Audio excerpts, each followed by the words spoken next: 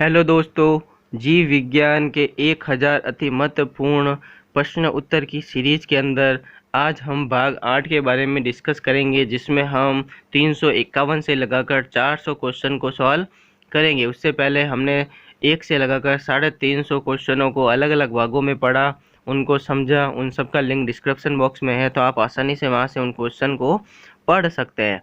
तो आज की क्लास में अपन स्टार्ट करते हैं नेक्स्ट 50 क्वेश्चन, जिसमें 351 फलीदार पादपों की जड़ों में उपस्थित गांठों में पाए जाने वाले नेत्रजन स्थिरीकरण जीवाणु हैं, सहजीवी होते हैं। 352 जड़ें धनात्मक भूमानुवर्तन होती हैं, अधिकांश जड़ें जो होती हैं धनात्मक भूमियानुवर्तन होती हैं। 353 पेड़ों की पत्तियों में पाया जाने वाला हरा पर्दा जो होता है वो क्लोरोफिल होता है। 354 प्रकाश संश्लेषण की क्रिया उत्पन्न होती हैं, CO2 पानी और क्लोरोफिल से होती हैं।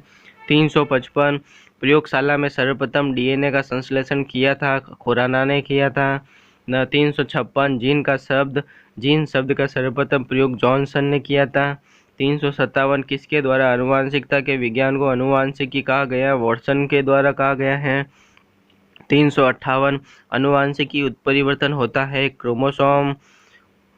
359 DNA के द्विहेलिक्स प्रारूप को पहली बार किसने प्रस्तावित किया? द्विहेलिक्स जो है DNA वो वॉटसन और क्रिक ने प्रस्तावित किया था।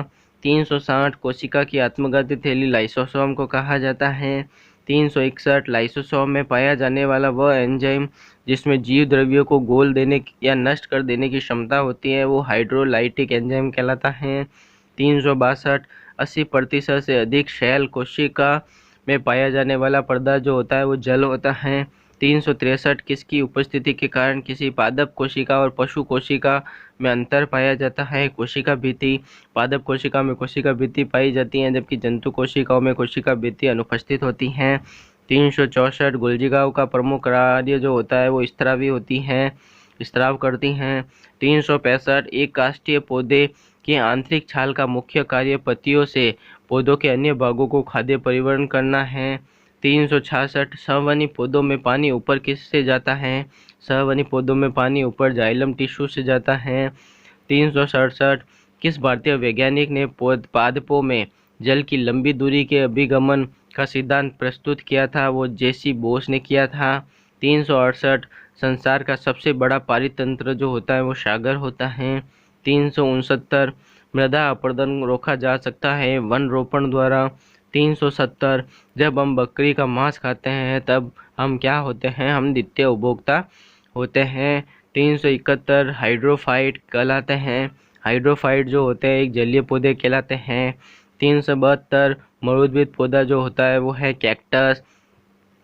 373 पर्यावरण के अजैव अवयव का उपयोग, उदाहरण जो वायु हैं, अजैव पदार्थ। 374 हाइड्रोपोनिक्स संबंधित हैं। हाइड्रोपोनिक्स जो होता है मिट्टी के बिना पौधों की वृद्धि करने से संबंधित होता है। 375 सौर ऊर्जा का सबसे बड़ा यौगिकीकरण कौन है? हरे पौधे जो होते हैं सौर ऊर्जा का सबसे बड़ा यौगिकीकरण होते हैं। 376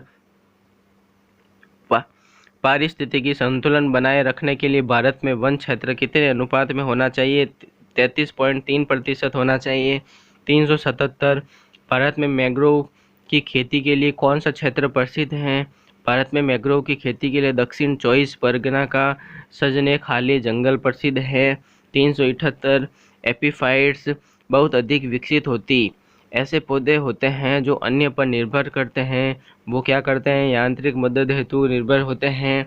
379 पादपालय एक सुविधा है जिसमें नियंत्रित दशाओं में पादपों का उगना संभव हो पाता है। 380 कौन सा कृषि कार्य पर्यावरणीय दृष्टि से उपयुक्त हैं? कार्बनिक कृषि जो होती हैं वो पर्यावरणीय दृष्टि से उपयुक्त होती हैं। 381 अधिकांश मरुस्थलीय पादप रात्रि के समय ही पोषित होते हैं क्योंकि मरुस्थलीय कीट रात्रि के समय सक्रिय रहते हैं।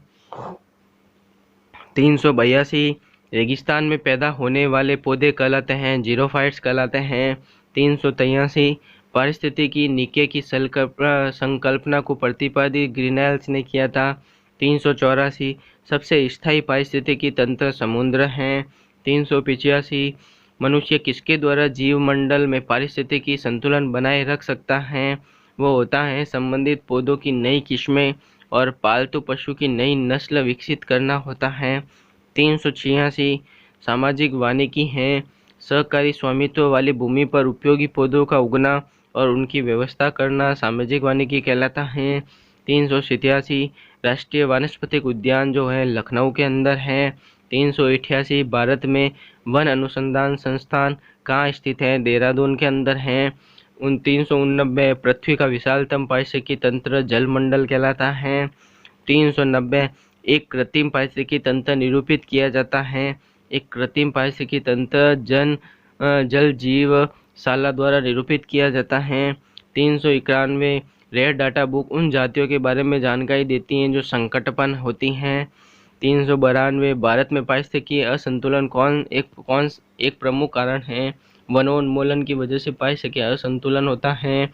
393 ताल पारिस्थितिकी तंत्र की स्थिरता निर्भर करती है। ताल पारिस्थितिकी तंत्र की स्थिरता उत्पादकों और उपभोक्ताओं पर निर्भर करती है। 394 प्रकृति के संतुलन को तय करने वाला मुख्य घटक मानव गतिविधियां हैं। 395 वैश्विक विरासत का वन माना जाता है। पश्चिम बंगाल में सुंदरवन को वैश्विक विरासत का वन कहा जाता है। 396 वह वर्णक जो वनस्पति को बैंगनी किरणों के दुष्प्रभाव से बचाता है वह फाइकोसाइनिन कहलाता है।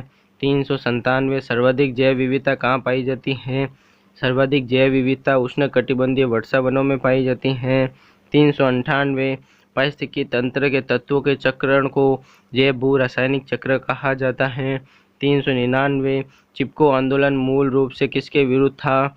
चिपको आंदोलन जो है वन कटाई के विरुद्ध था। और आज की क्लास का लास्ट सवाल 400 इको मार्क उन भारतीय उत्पादों को दिया जाता है जो पर्यावरण के प्रति मैत्रीपूर्ण हो। इस प्रकार हमने आज की क्लास में 50 क्वेश्चन को डिस्कस किया और नेक्स्ट क्लास के अंदर अपन नेक्स्ट जीव विज्ञान की 1000 अति महत्वपूर्ण क्वेश्चनों के बारे में डिस्कस करेंगे। तो चैनल को शेयर करें, सब्सक्राइब करें, वीडियो को लाइक करें। Thank you.